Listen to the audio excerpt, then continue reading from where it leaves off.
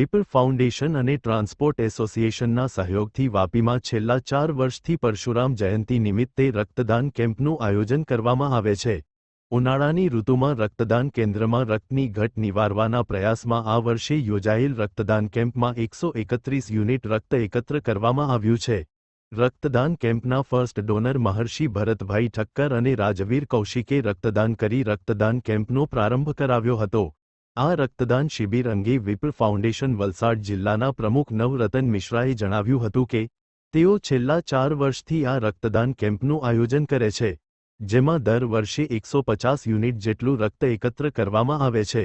આ રક્તદાન કેમ્પમાં મોટા ભાગે વિપુલ ફાઉન્ડેશનના સભ્યો અને ટ્રાન્સપોર્ટ એસોસિએશનના સભ્યો રક્તદાન કરી શિબિરને સફળ બનાવવામાં મહત્વનો ભાગ ભજવે છે।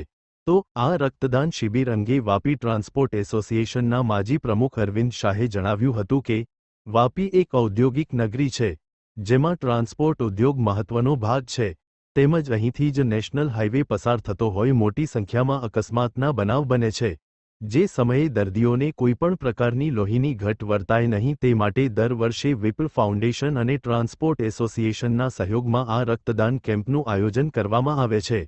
ઉલ્લેખનીય છે કે આ રક્તદાન કેમ્પમાં વિપુલ ફાઉન્ડેશન વલસાડ જિલ્લાના પ્રમુખ નવરતન મિશ્રા, વાપી ટ્રાન્સપોર્ટ એસોસિએશનના પ્રમુખ ભરતભાઈ ઠક્કર, વીઆઈએ માજી પ્રમુખ ચંદ્રકાંત પંડ્યા તથા કમલેશ પટેલ, નગરપાલિકાના માજી પ્રમુખ વિઠ્ઠલભાઈ પટેલ, વાપી ટ્રાન્સપોર્ટ એસોસિએશનના માજી પ્રમુખ અરવિંદભાઈ શાહ, સેક્રેટરી એમ બાલાજી, વિપુલ ફાઉન્ડેશનના કાર્યકર્તાઓ પવન શર્મા, બીકે દાયમા, રાજેશ શર્મા, ગોપીનાથ શર્મા, સુનિલ શર્મા વગેરેએ હાજરી આપી હતી।